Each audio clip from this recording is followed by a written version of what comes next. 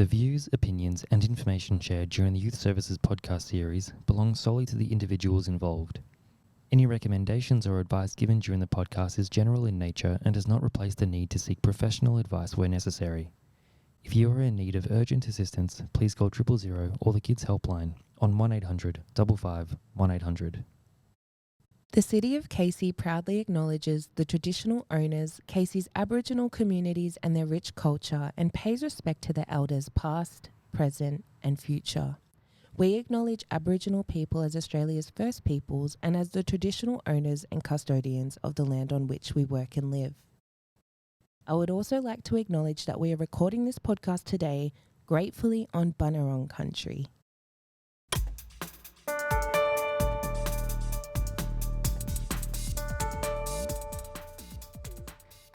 Hello everyone and welcome to episode 5 of the Casey Youth Services podcast. We are your hosts. I'm Taryn Higa and I'm a youth worker here at the City of Casey.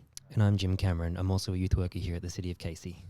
Joining us today we have Sarah Lyons, Senior Education and Audience Engagement Officer at Bunjil Place Gallery, and Mik van der Velden, who is the co-founder of the Casey Arts Agitators. Welcome to you both. Thank you. Thank you. In this episode, we'll be discussing a unique art program, the Bunjil Place Arts Agitators Collective, and delving a little into what the program is, why it's important, and how young people can get involved. And we might get a little philosophical along the way. Okay, welcome to the podcast. What superpower would you have and why? You've been thinking long about this, I have. Sarah. I've been thinking a long time about this. This is like the one question I could remember from the list of questions we were sent. And I was pondering. I'm like, oh, what would it be?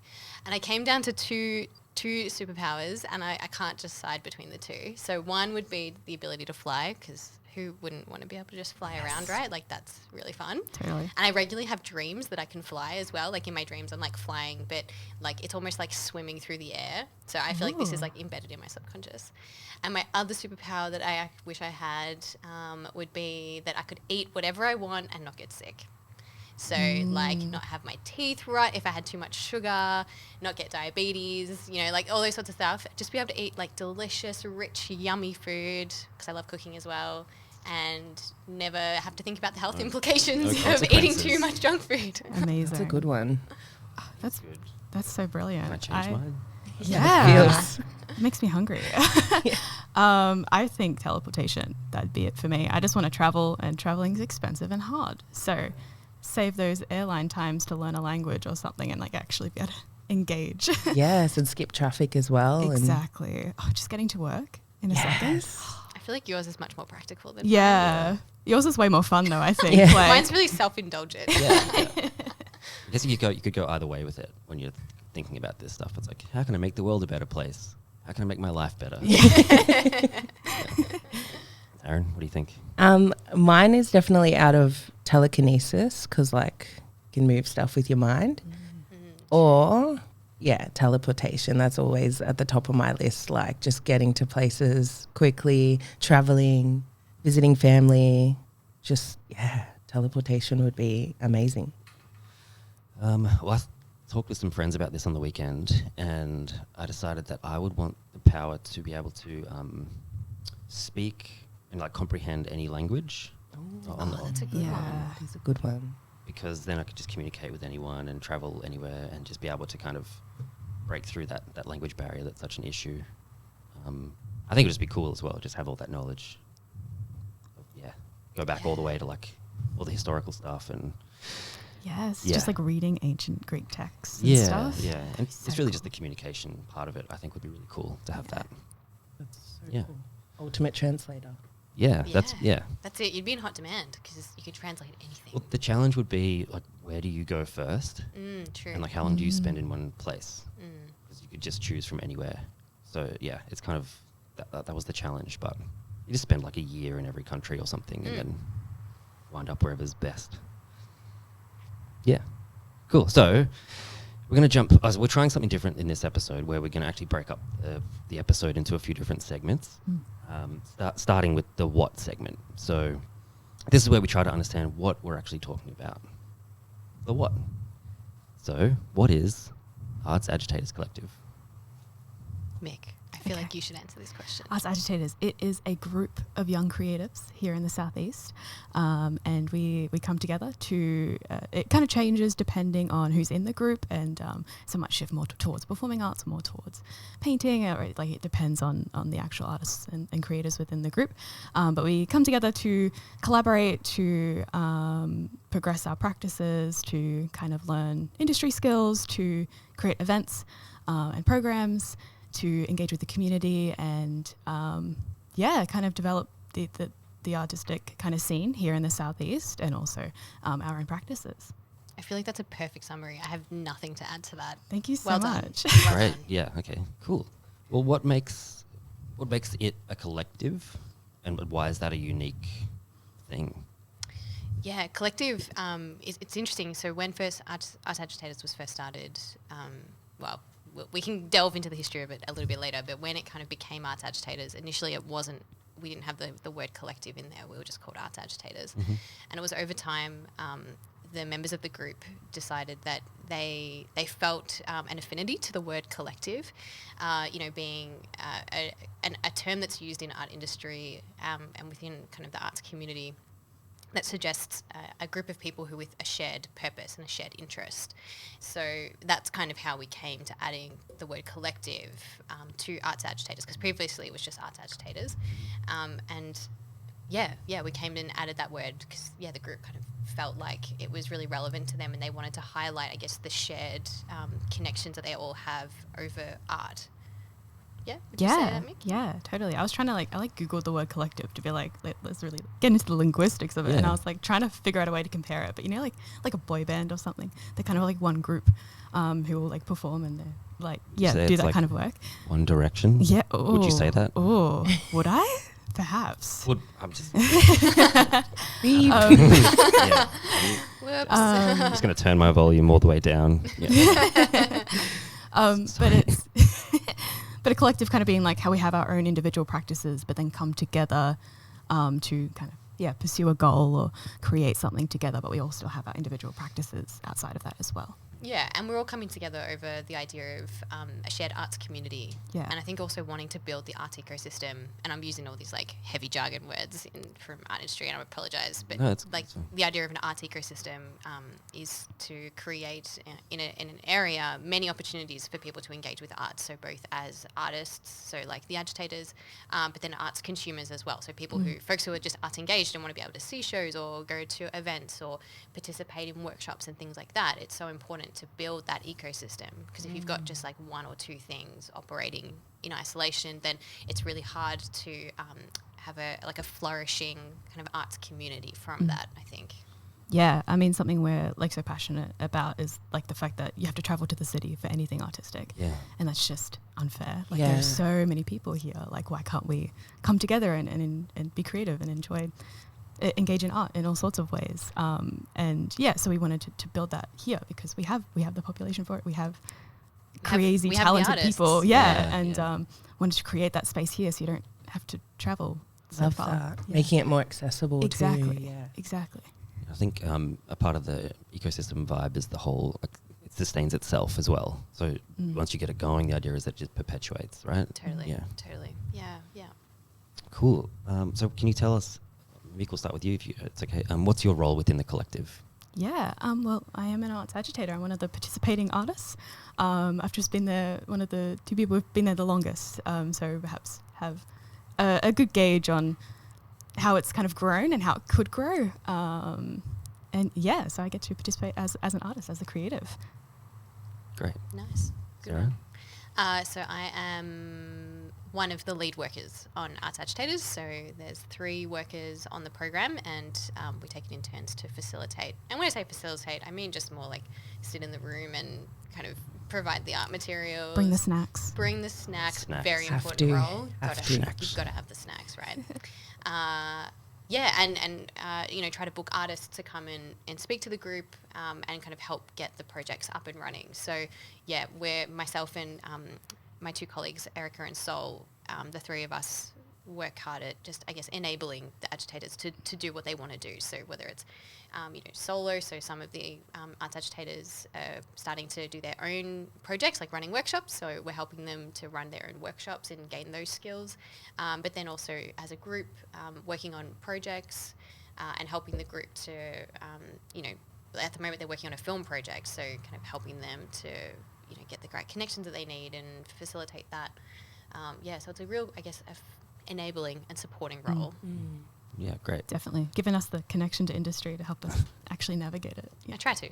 Love it. You succeed. Thank you, Fred. I guess that kind of leads into the next kind of question around like a typical day or session, arts agitator session. Does someone lead those sessions, or like, can you tell us what it looks like a typical day in a session? Yeah. I reckon you should answer this one. Sure. Yeah, you like live it. Yeah. I just run it. We'll come together. We'll debrief a little bit. How's the day going and everything. Acknowledgement of country. We will do infamous highlights and lowlights. So we'll go over what was the height of the day, the low of the day, or the week, or fortnight. Because I feel like you need to explain why we've added lowlights. Yeah. Well, we added. I mean, it's like seeing the good with the bad, and that like it's okay to feel your feelings that you're feeling. So we're always there as each other's cheerleaders and support squad. And so, it's trying to, find that, there is some good throughout the week, and that sometimes there's some bad, and that's okay. Either, being a listening ear or even providing support if that's what they want. Love that. Totally. And then we will move into, how many events do we try to run a year? 2? We usually try to do like 2 programs a year. Yeah. Or projects as a group. Yeah, so we will either do like that type of programming stuff. We have just started our BYO Art Night. Thank you, BYO Art Night. Which is my new favourite thing. It is very fun. We bring in whatever project we're working on and we work on it together to try to hold each other accountable a little bit, because there's no motivation like a deadline. Just to ensure that we're continuing to progress our practice as best we can, or just to enjoy some collaging and just kind of brain off create, because the perfectionist kind of in every creative person is always hanging around saying, don't make that thing because it's not going to be totally. Yeah. Because you're not going to be able to make that thing. So it's just an encouraging kind of hand to create. Yeah. I think the thing with BYO Art Night, we've got a lot of visual artists and writers in the group at the moment, and like the makeup of the group changes from year to year. But at the moment, it's very visual art and writers heavy, and both of those,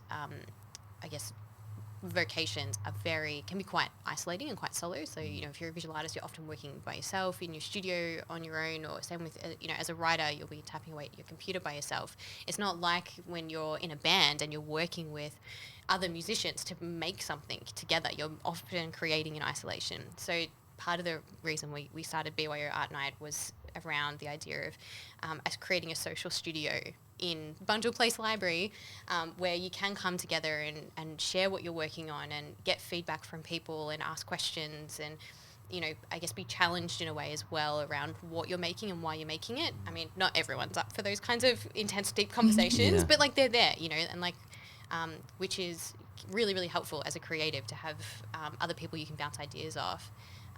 BYO Art Night, it's good fun. Definitely. I think it's like you can kind of pick and choose how you engage with your work. Unlike, art school, where you might like your work is critiqued and it is just critiqued and you just got to deal with it and hit those deadlines.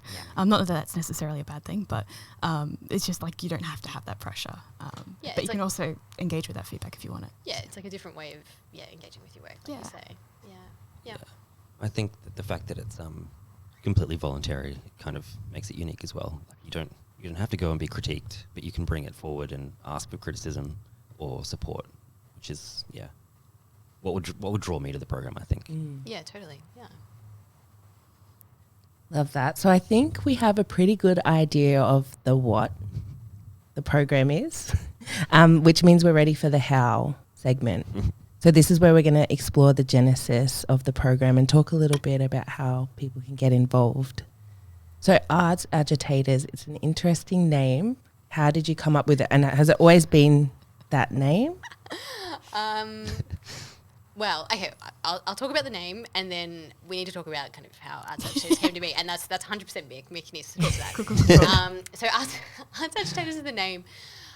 Truthfully, it kind of just, we were writing a grant application for the program, and we needed to come up with a title. And myself and my former colleague Joel and I started the program together at Bunjil Place. We were like, God, we need a name. What can we call this thing? And I don't even know how Joel came up with it. But he's like, Arts Agitators. And we were like, sure, why not? That sounds good. Let's just go with that. But I guess, it was kind of just happened quite quickly because we just needed to get something done for our grant application. Like you say, there's, nothing like a deadline to make you be really creative. Yeah. But where's my train of thought going? Oh, yeah. So in terms of like the two words, Arts Agitators, art, obviously, art, it sort of, tells you what we do on the label. But the idea of agitating, kind of pushing for change or changing what we're doing. And, at the time when we started Arts Agitators, there weren't many other art opportunities or collectives operating in the area. A lot more have popped up since. So we were kind of, I guess, using art and connecting with young people as a way to agitate for more opportunities. So, yeah, and we still like to kind of think that we push and try to encourage change in its many forms. Definitely. Yeah. I mean, the idea of agitating as in like, whether you're interrogating your own practice or you wanting to agitate, I guess, the community, because, it's often seen as like a place where you sleep and then you transport elsewhere, as opposed to, being its own hub and its own space. Yeah. So, yeah, shaking that up, connecting with people. It's just, really important to us. Yeah, the connecting. Yeah. But before we were Arts Agitators, we were Southside. We were Southside Collective. Southside. All right, Mik, over to you, my friend. Tell us the genesis story. It is how Sarah and I came to meet is this crazy string of fate like no other. I was in, how young was I? Dude, I think you were like year 9. Year 9? And I was going to this, the youth summit, like a leadership youth summit that was run here in this building at the Narre Warren Youth Centre. And I just happened to be put into Sarah's group, and we got to chatting about art. This wasn't like, this is a leadership summit, so we're talking about leadership. And just like, oh, you do art. Oh, you do art. Oh, cool. Forget about leadership. Yeah. 100%. Well, I mean, we were on task, but also creative person. Oh my God. But also art. Yes, but also art. Exactly. And so Sarah was like, hey, come join this like arts workshop group thing, which isn't Southside at this point. It's just kind of like a crafty. God, I've forgotten about that. That was at one of the local high schools. Oh my gosh. Yeah. Wow. So it was I'm so impressed you remember this. This craft group. I'd kind of travel to a different school, and we would just do like crafts, like clay beads, and just really I would say simple stuff like that. And like when you're young, having to get lifts from your parents is like jumping over hoops and loops, which is fine because they're busy people. But yeah, I was a very busy person, and managed to go to this group and see Sarah, and then from there that developed again to Sarah was like, hey, I'm going to start this group, and this is what becomes Southside Collective. And I was like, oh, okay, like I'll see if I can like fit it in. Like I'm pretty busy. I'm so like busy. School is hard. And I come, and so there's myself, Sol, and a friend named Emily. She's like New South Wales doing agriculture or something now. Wow. But anyway, so it was the 3 artists. They were a little bit older than me. Some were in uni, and then I was in high school. And so we created Southside Collective, which was, we wanted to run a program, and like that was like our focus was to kind of run an exhibition essentially. And that's like, this is what I remember of it, but this is like a while ago now. But like we had this one event where we created a zine. I say we, Sol created a zine. If you don't know what a zine is, it's like a magazine, but smaller, and usually independently created and run. So it's kind of without the advertising and like, those kind of commercial aspects that is a magazine. It's kind of focused on the handmade and smaller stories. And so Sol made this zine connecting with artists in the Southeast, interviewing them and photographing them because that was her medium at the time. And so she made this incredible zine. It was called Southside. And we had a launch night, and we had this crazy exciting launch night, and we had how many copies of zines? I think we got 100 produced, and they all went. They went, and we had within more people. Like an hour, and then more people just kept showing up. It was Where have all these was people crazy. come from? We had artworks hanging up in the rooms. And we also had a couple of live performers who were also like Southeast artists. And it was this crazy night. We printed like tote bags and like little badges. We made badges. And it was so cool. It was a crazy night. Because we just had the outdoor stage built at that time. It was just recently built. So we had this crazy art activation that had quite literally never happened here in the Southeast. We'd never had any kind of exhibition / like opening event with like live stuff that celebrated young people. That celebrated young people. That, yeah, exactly. That was the main point, was that it was celebrating young people.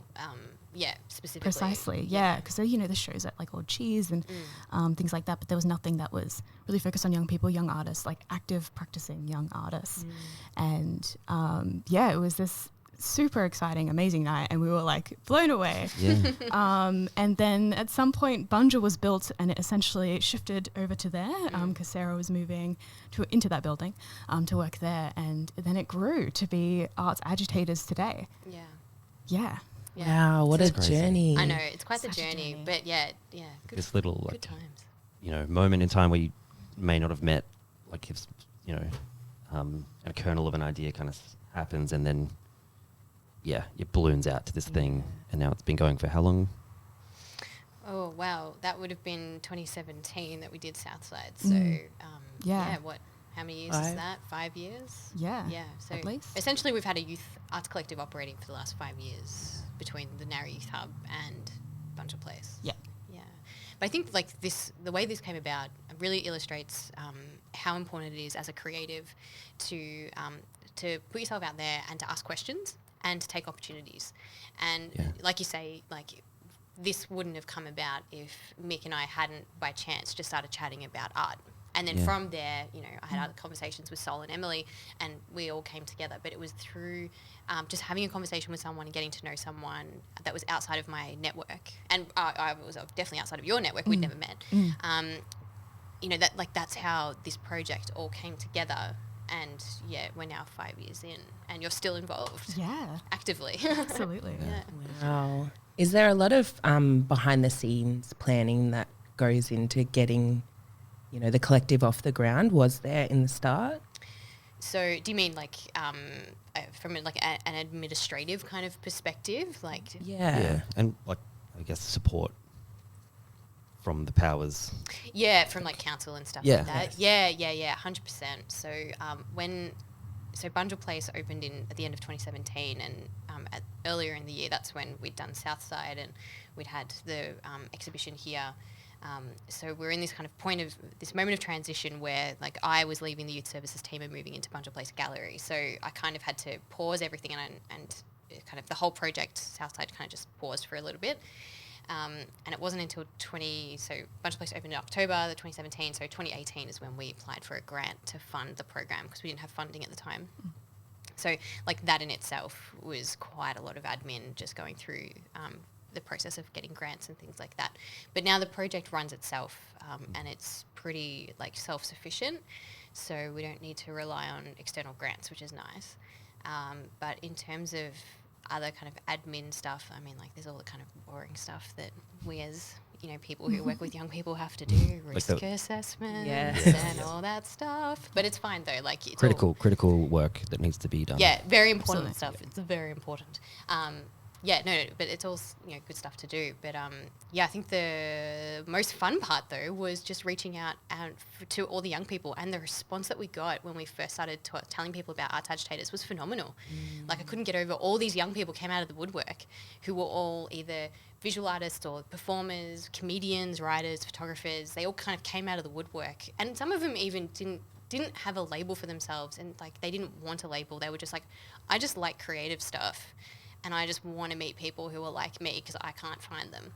So like that was a really exciting part of the whole project. Definitely. I mean, moving from 3 artists, moving to Arts Agitators, and we had over 20 people in the first few sessions, which was just mind-boggling and so exciting. We were just like, wow, like this is happening, and more people like me exist and we can connect. Love that. It would be so rewarding to just watch the growth over time. Definitely. And also like not only the growth within the group, but like the ripple effect that the group has had. Like, do you want to talk about what you did at school? Yeah, absolutely. I I like was so inspired by this group and like felt so impacted by it. I was arts captain at my high school, and that role didn't really have anything that was kind of providing arts outside of like the formal education side of art, like doing it in VC and things.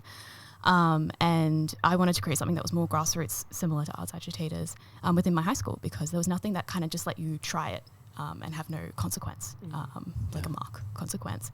And so, yeah, I created my own version of Arts Agitators, kind of from what I learnt in like all of that programming and work that we had done.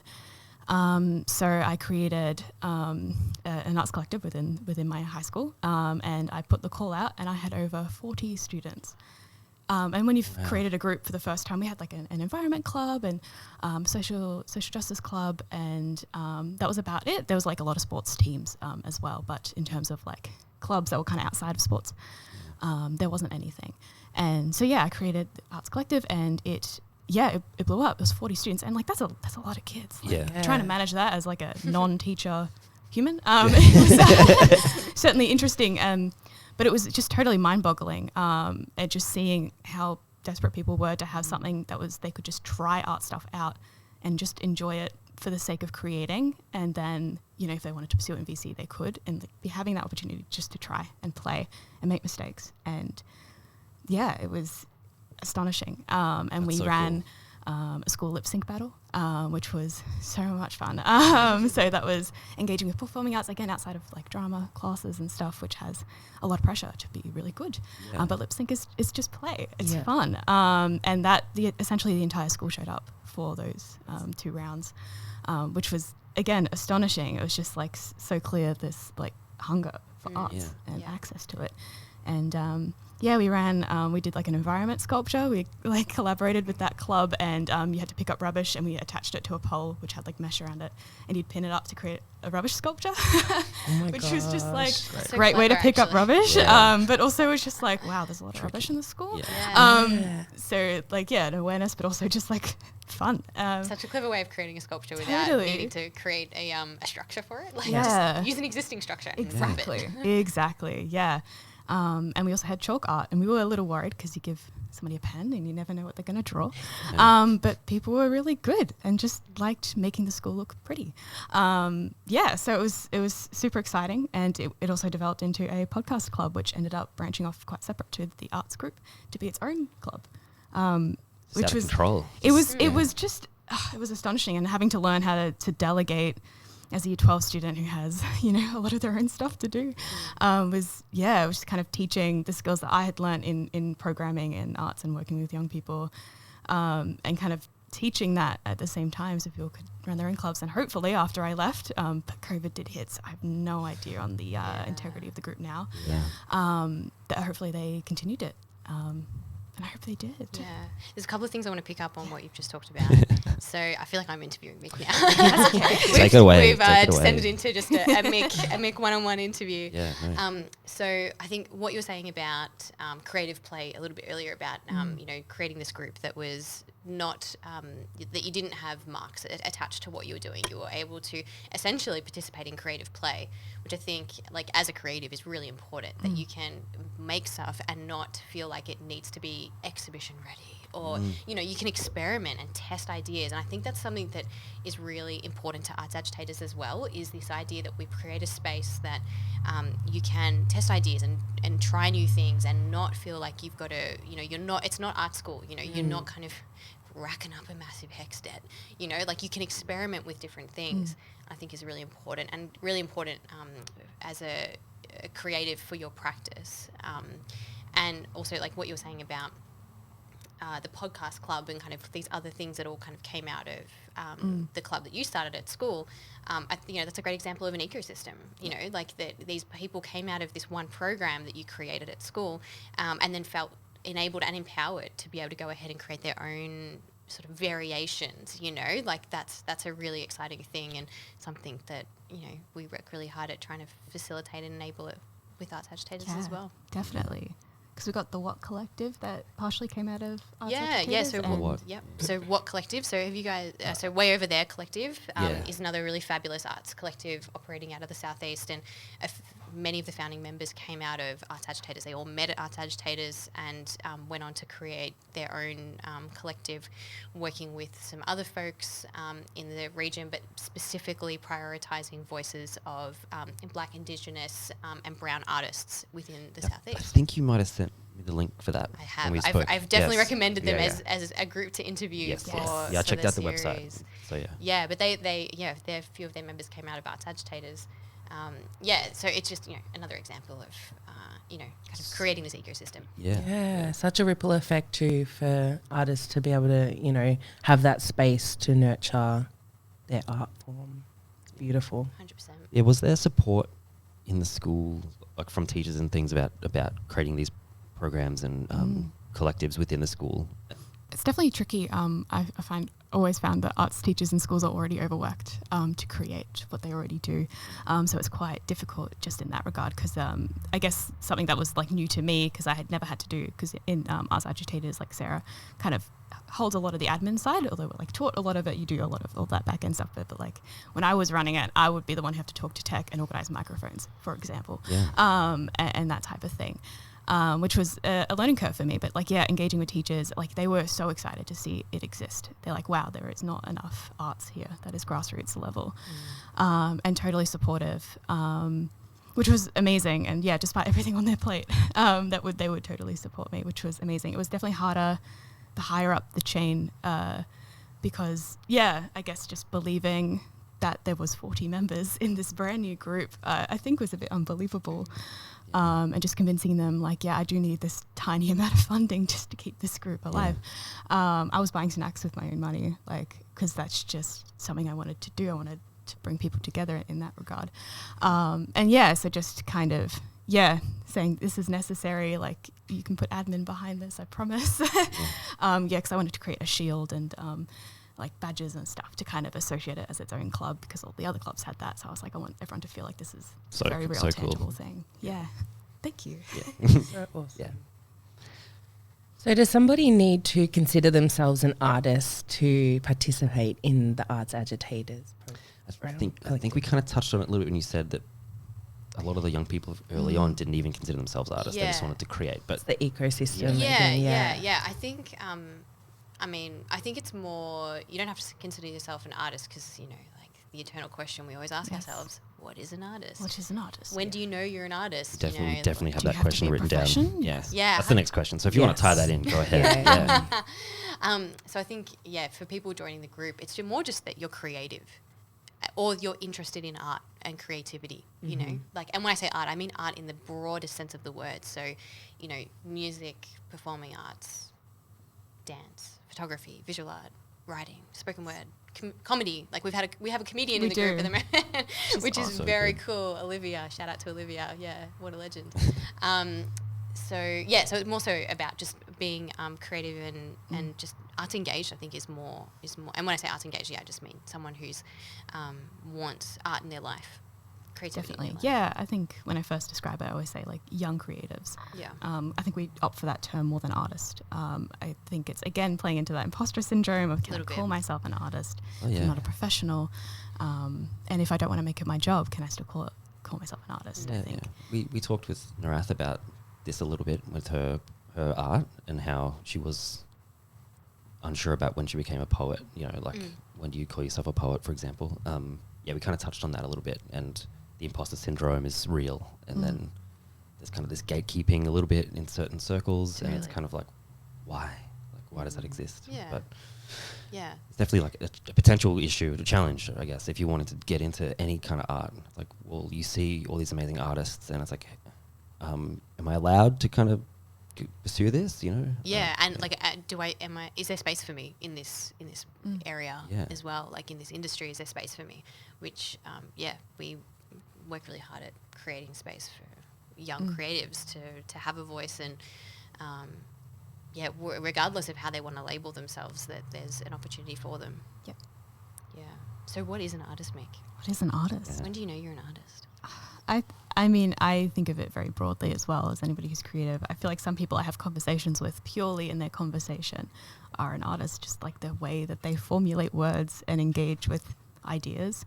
I'm like, wow, that is like the most artistic thing I've heard. And they may not produce it into a physical form or a form in terms of like a performance piece, but it's incredibly creative. But yeah, I think we got to destigmatize the word and just claim it. Yeah, Totally.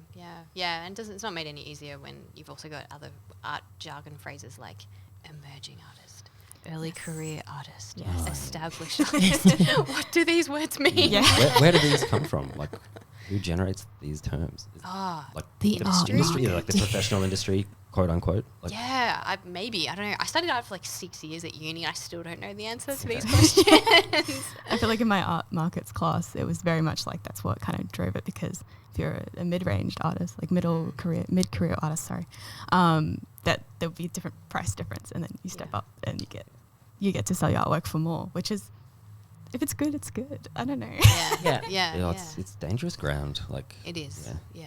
It's placing value. Like, how do you place? And I was having a conversation with someone about how do you value art, and it's like, well, I don't know, man. Like, how do you value art? It's so subjective. It's so subjective. Like, there's something, I might say something, you can put a certain price value on it, and you might look at it and go, oh my God, no, you're underquoting, my friend. Yes. Ramp that up. Hell of a lot. It's so subjective. Which I think is another good thing about Arts Agitators, is we can be like, hey, I wanted to do this for this much money. What do you think? And everyone goes, are you joking? Oh, yeah. You're worth so much more, I promise. Yeah, we literally had that on Tuesday night. Yeah. One of our members was basically being like slightly ripped off with a job they were doing, and they came to the group with like this, scenario, and we're like, so what do you think? Like, is this fair? And we were like, hell no, that ain't fair, man. Like, no way, you're being ripped off. There's another, valuable part of being in the collective, right? You can come in with questions like that. Like, where else are you going to get that information from if you're not a part of a group? Who can help? 100%. Yeah. 100%. Exactly. I mean, everyone says, the arts industry is all about connection, and which is like the most frightening thing ever, because you're like, oh, do I have to get a job before I can start making connections, and then all this kind of stuff. And I think this is just the perfect entry point into that type of thing. Yeah. So other than with the trajectory of the Arts Agitators, how has art positively impacted you both? Getting personal. Who wants to go Getting first? deep. Wow. Do you want me to go first? So you Yeah, have time to please think? do. Okay. Well, I can answer that by saying that I see art, and this is getting real deep now. We're getting real deep. Yeah. Deep I and see close. art is a vocation. I think. I don't think art is something like it's something that you live and breathe. Like, well, I certainly do. Like, art is just a core part of my existence as a human being. Like, without art, I would cease to function.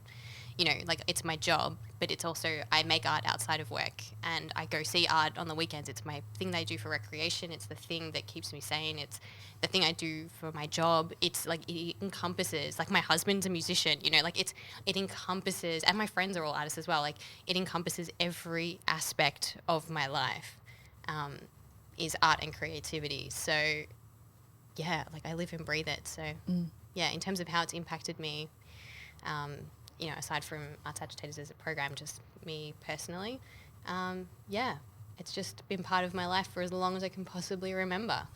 I've always made art or done creative things, often with textiles, and yeah, it's just, I can't imagine my life without being creative. I would be a shell of a human being.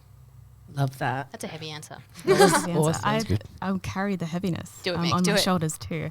I think it's like the thing that like defines humanity almost. Like Oh, without that's deep, man. I just like without art, like how are we communicating, and how are we creating legacy, and how are we growing as a species? How are we making the world a better place? I think it's all connected with art, and often expressed through art. Art and activism, I think, go hand in hand. And yeah, I guess, for me personally, again, like it's always been there in my life. I don't know why I like it, I just do. And creating, I think, is such an innate thing that you just want to make a mark to some degree, whether that's quite literally with a pen or figuratively with people wanting to make a mark, I think is a creative instinct. Yeah. Yeah. Great answers. Yeah, definitely. Like, expression. I think it's within all of us to need to express ourselves, whether that's through, like you say, mark making or movement. Yeah. Yeah. And it's just it's a way of connecting, I find. Like Totally. Yeah, definitely. Actually, you must find that with music. Absolutely. Like music is such a great way of connecting. Yeah. Yeah, music definitely is one because, I don't know, I was listening to this, I can't remember which artist was talking about it, but it was, there's a lot of criticism of art being not taken seriously for a whole bunch of reasons, but art is a way of one person communicating a feeling, can be a way of one person communicating a feeling, and then if you're feeling that way down the line, good or bad, you know, you find a song where someone's written where they felt that way, you don't feel alone. Totally. Or like maybe you can't put it into words, and it's like, there it is. It's like, I'm not the only one who's ever felt terrible or like brokenhearted or lost someone, you know. Yeah. So the connection part is big for me in terms of art. Yeah, definitely. And it's just like it defines significant moments in our life as well, you know, like you think about the significance of music and art at, you know, things like weddings and funerals, you know, at big moments in our lives, you know, art and music is always there. Yeah, imagine it without it. Totally, Empty. exactly. Imagine walking down the aisle without a killer tune.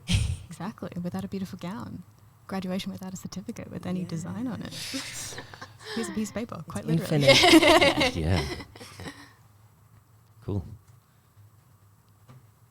Great. Well, it's great to hear that obviously a program like this is out there. It's clear that there was a need for one when it was when you created it, because all the young people were there coming out of the woodwork, both in the community and in school and things. So like the next segment is kind of the why segment. So we've gone, what are our segments, Taryn? We've gone the what, how, and why. And yeah, third and final segment. Why is art such a powerful means of self-expression? That's such a big question. Oh yeah, we're going to get philosophical. We're like, going real deep yeah, now. yeah. Yeah. Why? So what do you think? You know, art is such a That's powerful huge. means of self-expression. yeah. What do you reckon, Mik? I think it comes back to communication, like you were saying with music. Sometimes you can't express it in words, but you can with, you know, a harmony, and sometimes with how somebody strings together words. You can express it with images. And so I think it kind of, creates a new form of communication. And so when it comes to self-expression, it can help you navigate that and like quite literally navigate it on a page or in writing or in sounds and in movement. Actually being able to kind of have a discussion with yourself in like a moment of creation. I think it's a really powerful tool. Yeah, and I think as well, like the mode through which you can express yourself through creativity and art and music is like it's limitless. Like there's no bounds. Like there's this really great artist, David Sequeira, who's a Melbourne-based artist. Everyone should look up David Sequeira. He talks about the idea of an infinity of colour and an infinity of shape. And so he believes that there's an infinite number of colours available. So when you think about that, like if you're looking to express yourself through colour, you know, it's limitless. You can find exactly what you need that suits you at that time and that place to express what you're feeling or kind of where you're at on any particular date or time. Through creativity, because there's no, you're not boxed in. There's no limits to what it can be. It can be clothing, can be anything. Yeah. I think we've also covered this a little bit about. We've tackled why questions earlier, I think, a little bit, but do you think it's vital for young people to explore their creativity? If so, why? Vital is like a really like it suggests like it's core to your existence a little bit, which I mean like that's how I relate to art. But I'm just thinking about like my brother who has a science background. No, actually that's not true actually, because he loves music. He absolutely adores music and he plays music. So yes. Well, and I was careful to word it creativity, not specifically art. So just because you can be creative in any number of ways. Any number of ways, yeah. Well, I think that comes back to what you were saying, Mik, about human existence, and that we've always used creativity to communicate, you know, for a really long time. So I'm going to say yes. That's firm answer. Yes. Final answer. Lock it in. Lock it in, Eddie. I think, I guess as young people, I think it's like the hardest time of your life is like working at yourself and your independence. And I think art a way to explore that and your creativity, and whether that's through creating or like through video games or like whatever, engaging with art in some way. It could be consuming it and watching film and playing games, and it could be creating it quite literally, because not everybody is, in the material creating. But I think that's just a way to see more of yourself and more of others and kind of broaden your ideas of the world and yourself. And I think that is vital to young people. Great. Yeah. What do you think, About Taryn? me? Yeah, I mean, just creativity in general. And I think that it's important. I have a 9-year-old, and he absolutely loves getting creative, and I love watching it. I love watching the things that he makes, the things that he draws, his little poems that he writes, and I want to keep them forever because it's a way that he's expressing himself. And I also do it too. I write a bit of poetry, and I think of late it's been really hard to be intentional, to set apart that time to get creative. And I think it's so important, because when I do set apart that time and when I do create that space for my son and I feel like life is better. Totally. You tapped into like that sensory kind of side of it, which I think is so vital. I mean, when we talk about like mental health and stuff, there's always this push to exercise, and there's like compulsory sports events to exercise, which I think is important, don't get me wrong. But there's no compulsory arts. No. There's no compulsory creativity. And I think, in terms of mental health and, figuring out identity, physical and mental health, I just seems a bit, 100% art therapy is awesome, and I was able to sit in one of Eden's classes and I loved it. It was incredible. Cool. All right, so moving on. How does it benefit the wider community to have a dedicated space that encourages creative collaboration? Oh, it's such a good question. I mean, we run pretty cool events. We do good projects. We do some really cool projects. We did a swamp cinema. So Arts Agitators, Agitator Alligator. It just happened. Yeah, you had to be there, but also it's kind of funny. Yeah. So I had swamp cinema. I don't know, this Aquarius theme.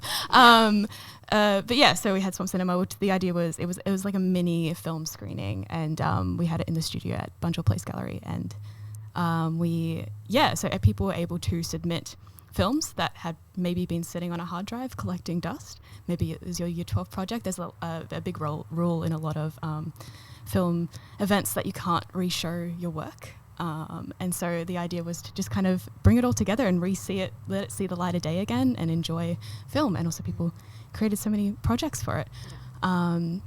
So people got to come and see that. And we had recently just a zine workshop, which I ran. And that was during Night Mode at Bunjil Place. Yeah, that was And a zine workshop? Zine workshop, yeah. So I created 4 different binding methods and how to bind the actual zine itself. And then we ran, myself and a couple of agitators, we ran the actual workshop, and we had full tables. We had it was pumping the whole night. It was so busy. It was like at 25 to 30 people at a time. Like it was for the whole event. And people were super engaged. They were so engaged. And it was just creating this little book and then filling it with whatever felt good, and having all like collage supplies around you to create it. So I think in benefit to the community, having events to actually go to and participate with, and then I think like some really amazing kind of interactions that happen afterwards, which is like, the creating those connections. People are like, whoa, like this is run by young people, like this isn't, and also sometimes like, young adults as well, like adults can engage with art in a crafty, childlike perhaps way that is creative play, and that's okay. So like we run kind of sometimes younger events, sometimes slightly older events, just to kind of engage with those communities and say, hey, this is a space for you, and we created it, so like hopefully it does engage you, and it's not kind of fictitious engaging with the youth kind of distanced way. That feels genuine, and it seems that it comes across as such because it is very successful. Those 2 programs were really, really, really fantastic. And I think also, we're creating community through the group as well. You know, like we've talked about What Collective, and that, you know, those guys kind of blossomed out of Arts Agitators in the early days, and you know, like some of the agitators, they're connecting to employment opportunities, you know, within the area through their practice, which is very exciting as well. So yeah, creating these opportunities to connect for, you know, social reasons, but also through employment as well, which is always really great. I mean, if you can get paid for your work, you should always get paid for your work. Yeah. Yeah. Snaps for that. Yeah. Snaps for that. Snaps. Totally. I think we've kind of come to the end. Is there anything you guys want to talk about or discuss before we come to? I mean, we've gone for a while here, but that's good. Yeah, Mik and I are good talkers. Yeah, no, I love that. Yeah. Is there anything else we want to add? Oh, I think I might just add that if you're listening and you'd like to join Arts Agitators, you totally can. Yes. Just send me an email. So if you just email, I'm going to... Yeah, no, can I keep going? Well, can I keep like plugging? Yeah, is that okay? Go ahead. Okay. Go right ahead. Plug it. All right, I'm going to plug it. So just email bundleeducation@casey.vic.gov.au. Just hit us up. We also have an Instagram account, which is at Arts Agitators. If you want to DM us, we could also contact you that way. Yeah, we can do that Get you too. involved that way. Yeah. Well, there you have it, listeners. We'll include all of that information in the show notes below. But Mik and Sarah, thank you so much for being here and sharing with us all. Thanks so much, guys. Thank It's you. been great to chat. Such a pleasure. Thank you so much. No, thank you for coming along, and yeah, we really appreciated all the time you've spent with us today. So thank you. Thank you. Our pleasure. To stay up to date with all things KC Youth, check out our socials at KCU Services on Instagram and Facebook, or come and visit us in the Youth Info Centres. See addresses and trading hours on the KC website. Until next time, take care and stay safe.